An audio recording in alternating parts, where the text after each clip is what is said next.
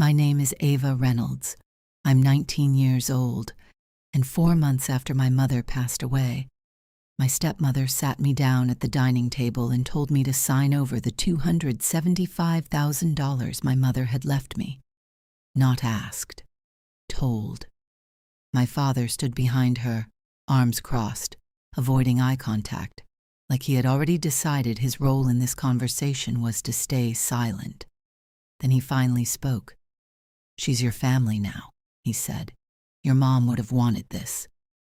I remember staring at the paper in front of me. Legal documents. My name printed at the top. And in that moment, something inside me shifted, because I realized they weren't asking for permission. They were testing how easily I could be controlled. So I nodded. I said nothing. No argument, no resistance. And I signed nothing. Instead, I waited. You've ever been in a situation where people assumed you wouldn't push back, where they mistook your silence for weakness? Subscribe. Because this story is about what happens when silence turns into strategy. Let me take you back. My mom, Evelyn Reynolds, was the kind of person people remembered long after they met her. She was a high school teacher, the kind who stayed late to help struggling students, the kind who bought supplies out of her own pocket, the kind who believed every kid deserved a second chance. She was also the strongest person I've ever known, and cancer took her anyway. No warning that made sense, no clear reason, just a diagnosis that turned into months of treatments, hospital visits, and slowly fading energy. She was 45. I was still in school, and for nearly 2 years, she fought quietly. She never complained, never let fear take over the room.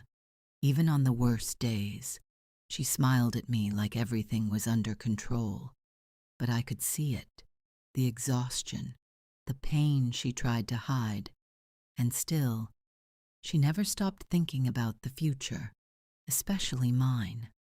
The last week of her life, she could barely speak, but she called me close, held my hand, and said something that didn't fully make sense at the time. "Everything you need is with Margaret Doyle. Promise me you'll call her," I promised, because when your mother speaks like that, you don't question it, you obey. What I didn't realize then was that she had already planned for everything, not just emotionally, legally, strategically. My father. He had already been absent long before her final days. He stopped showing up to appointments, stopped answering calls consistently, stopped being present. And by the time she passed, he wasn't just distant. He was gone in every way that mattered.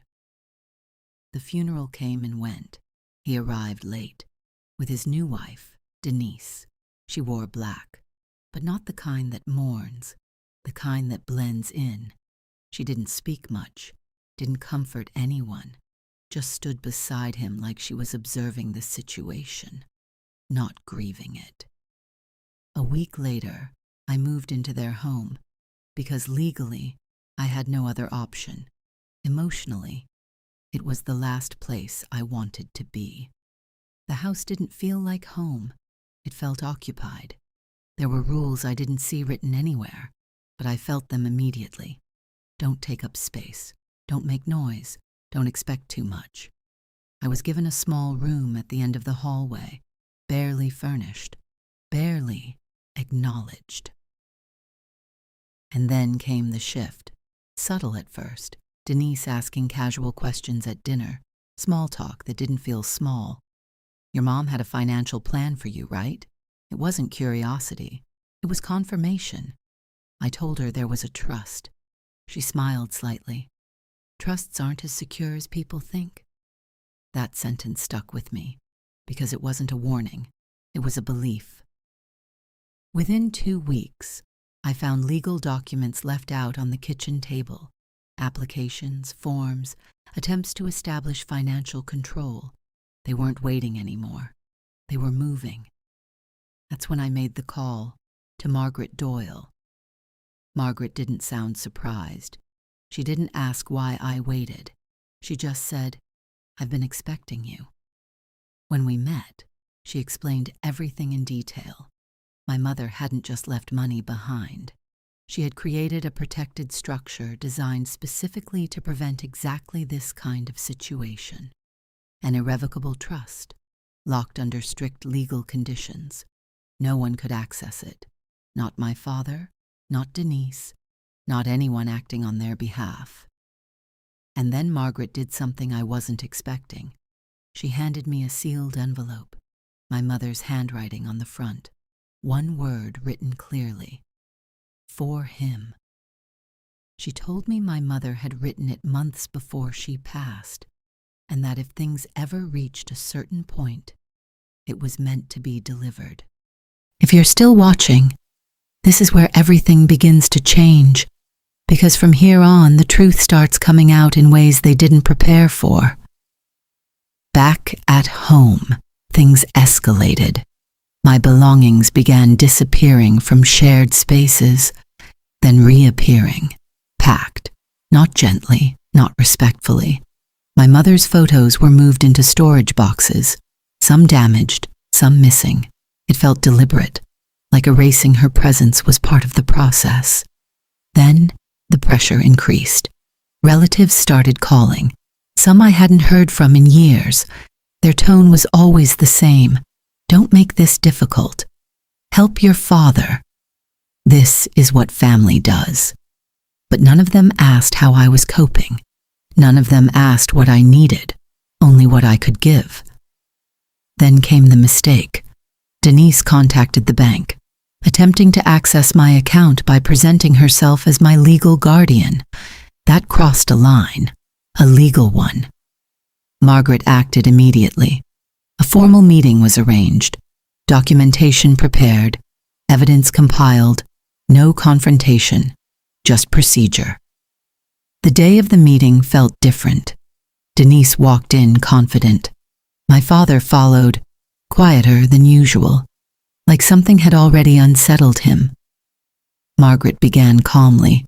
She didn't accuse, she didn't argue. She simply presented facts, the trust structure, the ownership, the legal protections, and then she introduced the recorded attempt at unauthorized access. That's when the room changed. Denise's composure broke. My father's posture shifted. Not dramatically, but enough to show doubt. Then Margaret reached into her folder and pulled out the envelope. My mother's letter. My father immediately reacted. I don't want to hear this, but I looked at him and said quietly, "She wrote it for you." And for the first time, he didn't interrupt. The letter was read aloud, every word landing heavier than the last. It didn't attack, it didn't insult, it simply revealed the truth. "You were never cruel," my mother had written. "You were just unwilling to stand when it mattered most. You will allow others to take what belongs to our daughter because confronting them requires more strength than avoiding them." The silence after those words was absolute. No one spoke. No one moved. My father broke, not loudly, not dramatically, but completely. Years of avoidance, collapsing into one moment of realization. Denise left shortly after. No confrontation, no defense, just distance. And just like that, the situation ended, legally, emotionally, irrevocably. If you've stayed with this story this far, you understand something important. This was never about inheritance. It was about character, about who people become when they think they won't be held accountable. 7 months later, I turned 19. I left that house with 2 bags and my mother's bracelet. No arguments, no explanations, just distance. I enrolled in college, started rebuilding my life from the ground up.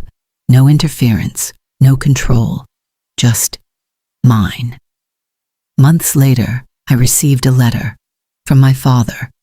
He admitted everything, the avoidance, the weakness, the regret, and his attempt to change. I didn't respond, not immediately, because some things require time, not reaction. But what my mother left behind wasn't just money, it was protection, structure, and a lesson that outlasted everything else. So if anyone ever tells you that family means giving up your boundaries, your rights, your voice, understand this: real family doesn't take from you. It builds you up. My name is Ava Reynolds. I'm 19 years old, and because of my mother, I still have my future. If this story stayed with you, if you've ever had to stand your ground when no one stood beside you, subscribe, because sometimes the strongest victory isn't winning a fight, it's refusing to be controlled.